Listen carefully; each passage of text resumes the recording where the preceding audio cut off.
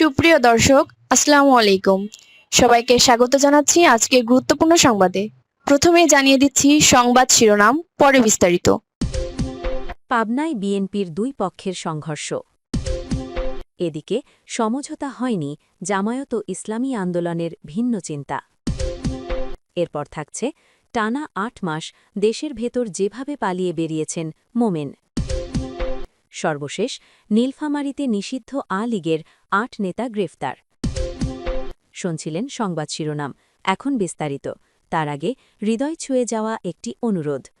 আজ যদি বেগম খালেদা জিয়া নামটি শুনে আপনার বুকের ভেতরটা ভারী হয়ে আসে, যদি ভোরের সেই খবর একটি দীর্ঘ অধ্যায়ের সমাপ্তে আপনাকে নীরবে কাঁদায়, যদি মনে হয় এই বিদায় শুধু একজন মানুষ নয়, একটি সময়, একটি সংগ্রাম, একটি ইতিহাস বিদায় নিল, তাহলে আজ একটু থামুন। কমেন্টে শুধু লিখুন, আল্লাহ তাকে জান্নাত নাসিব করুন। আর যদি আপনি চান তার জীবনের গল্প ভুলে না যাওয়া হোক, তার লড়াই বিকৃত না হোক, তার অবদান নীরবে মুছে না যাক, আর ইতিহাস যেন মানুষের কাছেই বেঁচে থাকে, তাহলে অনুগ্রহ করে চ্যানেলটি সাবস্ক্রাইব করুন। সাবস্ক্রাইব মানে কেবল একটি বাটন চাপা নয়, এটি শ্রদ্ধা জানানো, স্মৃতিকে ধরে রাখা আর সত্যকে নীরবে পাহারা দেওয়ার এক ছোট্ট অঙ্গীকার। চলুন নীরব না থেকে বিস্তারিত জেনে নিই। পাবনায় বিএনপির দুই পক্ষের সংঘর্ষ। পাবনার ভাঙ্গুড়ায় বিএনপির দুই পক্ষের সংঘর্ষে যুবদল ও ছাত্রদলের দুই নেতাসহ বেশ কয়েকজন আহত হয়েছেন।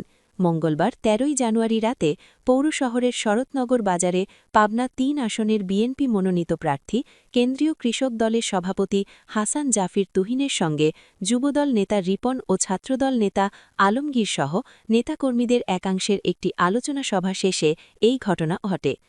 আহতদের অভিযোগ, আলোচনা সভা শেষ হবার পরে ওই নেতাদের একাংশ ১ থেকে ১৫০ লোক দিয়ে হামলা চালিয়ে তাদের মারধর করে।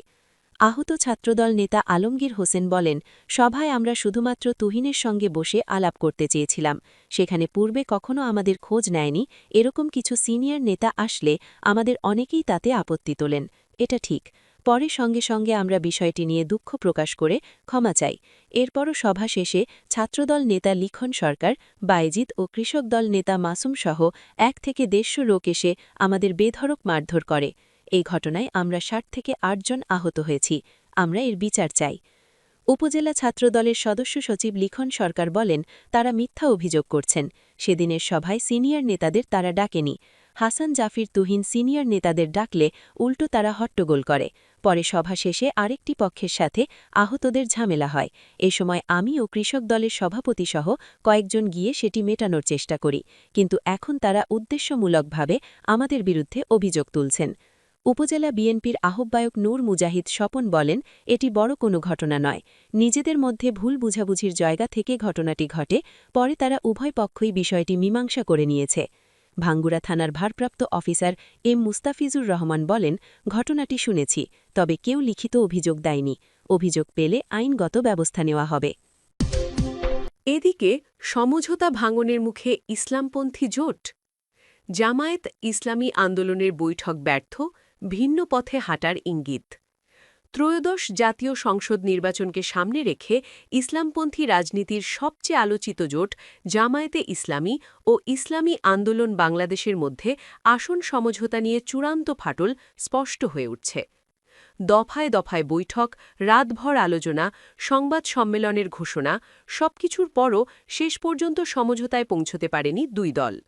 বরং পরিস্থিতি এমন জায়গায় দাঁড়িয়েছে যেখানে দুই দলই এখন ভিন্ন চিন্তাভাবনার দিকে এগোচ্ছে বলে রাজনৈতিক সূত্রগুলো নিশ্চিত করেছে।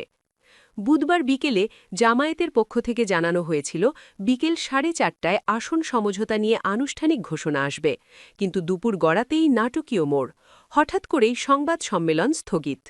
অনিবার্য কারণ দেখানো হলেও ভেতরের খবর বলছে মূল সংকট তৈরি হয়েছে আসন বণ্টন ও রাজনৈতিক কর্তৃত্বের প্রশ্নে। রাজনৈতিক সূত্রগুলোর ভাষ্য, ইসলামী আন্দোলন ৫০টির বেশি আসনে প্রার্থী দিতে চায়। বিপরীতে জামায়াত সর্বশেষ আলোচনায় সর্বোচ্চ ৪৫টি আসন ছাড় দিতে রাজি হয়। বাকি কিছু আসন উন্মুক্ত রাখার প্রস্তাব দেয় জামায়াত, যেখানে সব শরিক দল প্রার্থী দিতে পারবে। কিন্তু ইসলামী আন্দোলন এতে রাজি হয়নি।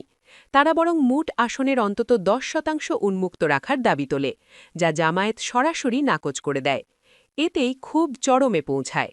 ইসলামী আন্দোলনের একাধিক সূত্র জানিয়েছে, জামায়াত যদি শেষ পর্যন্ত ১৯০টি আসনে নির্বাচন করার সিদ্ধান্তে অনড় থাকে, তাহলে তারাও ৬০ থেকে ৭০টি আসনে প্রার্থী দেওয়ার প্রস্তুতি নিতে পারে। অর্থাৎ সমঝোতা ভেঙে গেলে আলাদা পথে হাঁটার প্রস্তুতি শুরু হয়ে গেছে। সংবাদ সম্মেলন স্থগিতের কারণ জানতে জামায়াতের সহকারী সেক্রেটারি জেনারেল হামিদুর রহমান আজাদের সঙ্গে যোগাযোগ করা হলে তিনি বলেন, এখনও কিছু প্রস্তুতি বাকি আছে, পরবর্তী সময়ে সংবাদ সম্মেলনের তারিখ জানানো হবে। কিন্তু ইসলামী আন্দোলনের মুখপাত্র গাজী আতাউর রহমান একেবারে ভিন্ন সুরে কথা বলেন। তিনি স্পষ্ট ভাষায় জানান, সংবাদ সম্মেলন ডাকার বিষয়ে জোটগত কোনো সিদ্ধান্তই হয়নি। তার ভাষায়, যারা খেয়াল খুশিমতো ডেকেছে তারাই আবার স্থগিত করেছে। ইসলামী আন্দোলনের সঙ্গে এর কোনো সম্পর্ক নেই। এরপর সন্ধ্যায় ইসলামী আন্দোলনের পক্ষ থেকে দেওয়া সংবাদ বিজ্ঞপ্তিতে আরও এক ধাপ এগিয়ে বলা হয়, দলের আমির সংবাদ সম্মেলন স্থগিত করতে কাউকে অনুরোধই করেননি।